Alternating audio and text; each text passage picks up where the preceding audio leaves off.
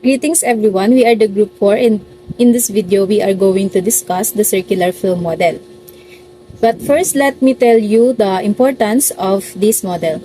First is that it helps in calculating the nation's GDP, and second is that it explains the interdependence of different sectors. But this would be further explained later by the other reporters. For now, I would like to present Mr. Richard Cantillon. He was the one who's behind the idea of the circular flow model. He was an economist in the 18th century, and this idea was later developed by many other economists such as Karl Marx, John Maynard Keynes, and Francois Quinet. So, circular flow model is considered as the most basic concept in macroeconomics. So, in the next slide, Ms. Maribeth Haye will give us a further understanding about this model.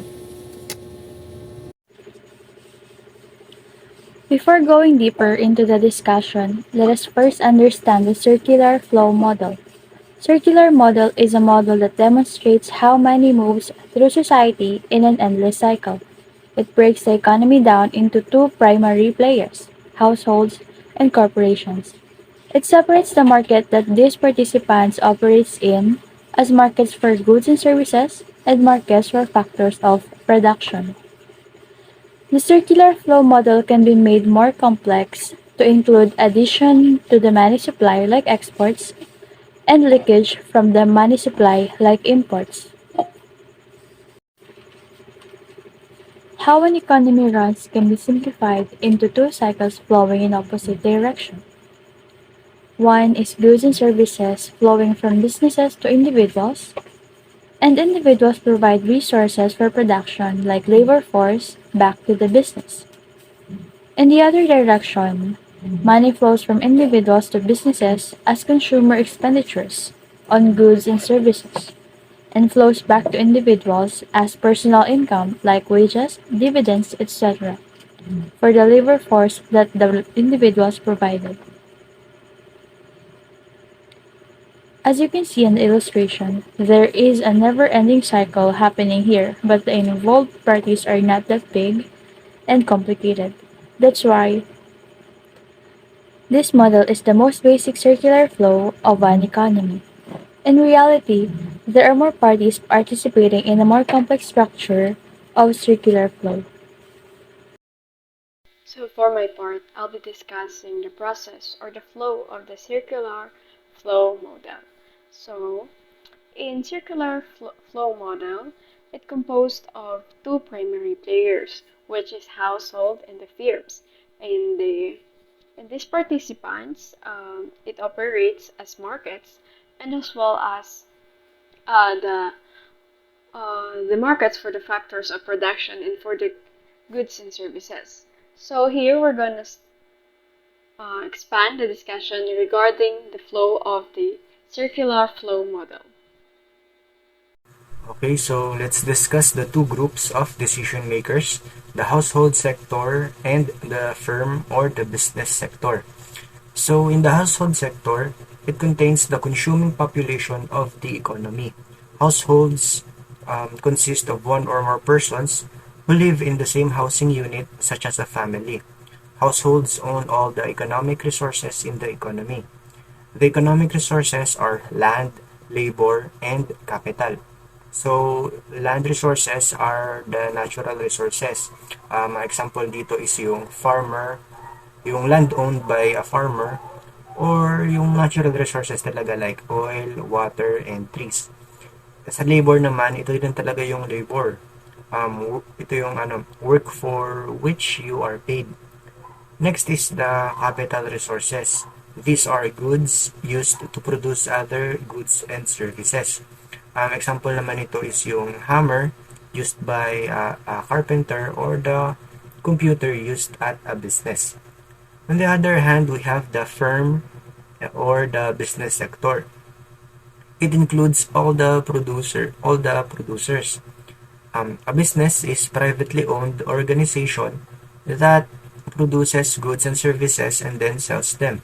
Businesses can be large, such as an automobile manufacturer, or small, such as a diner. And businesses may produce goods such as computers and bicycles, and services such as haircuts and car repairs. So, yung households and yung firms or yung businesses are not isolated.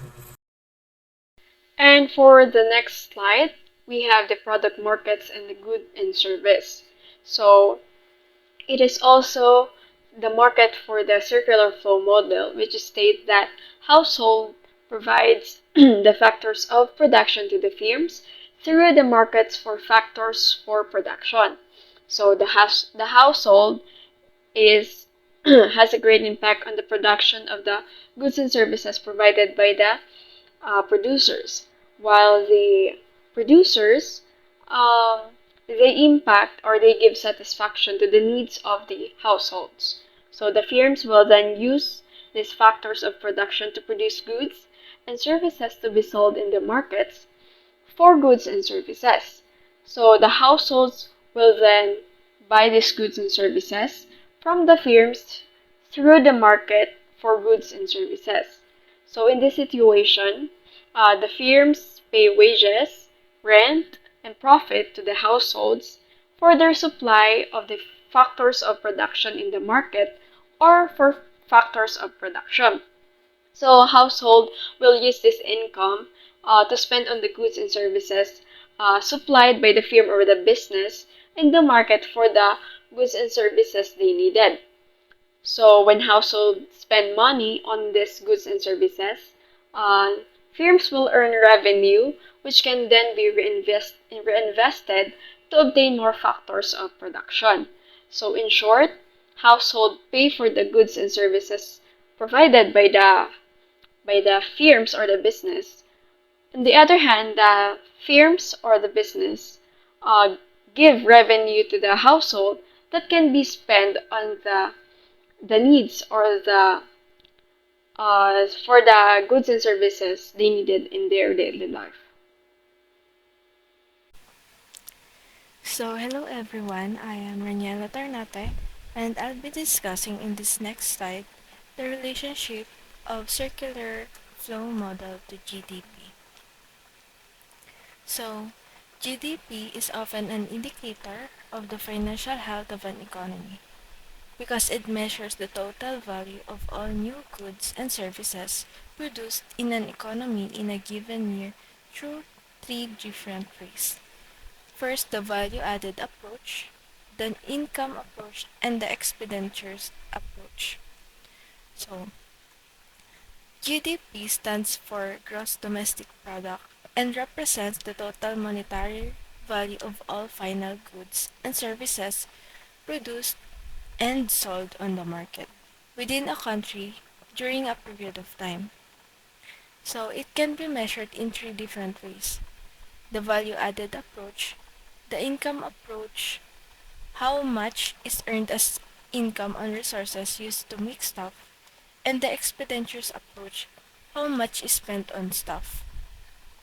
So the value added method focuses on the value added to a product at each stage of its production.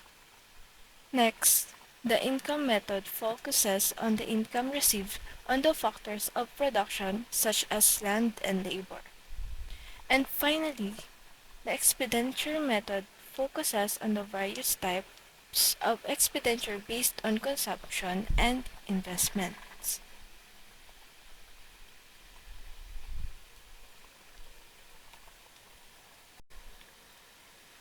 So next, GDP formula.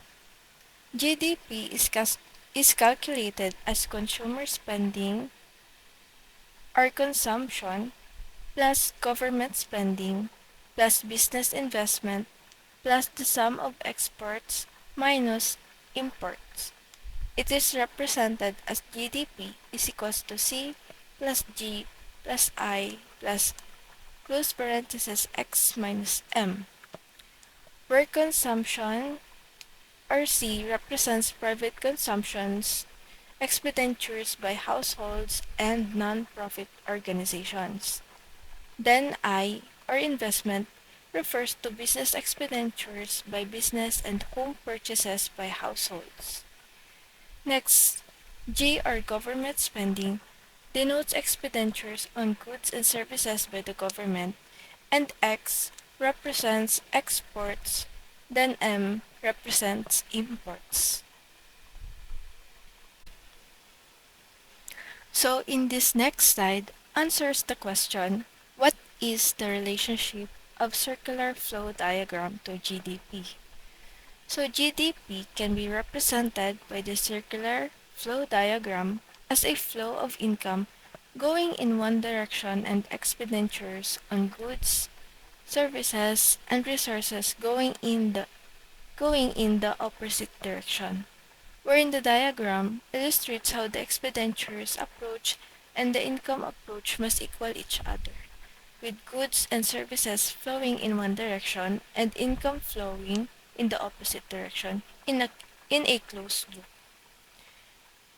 In the circular flow model diagram, pinapakita dito how households buy goods and services from businesses and businesses buy resources from households. That's all. Thank you.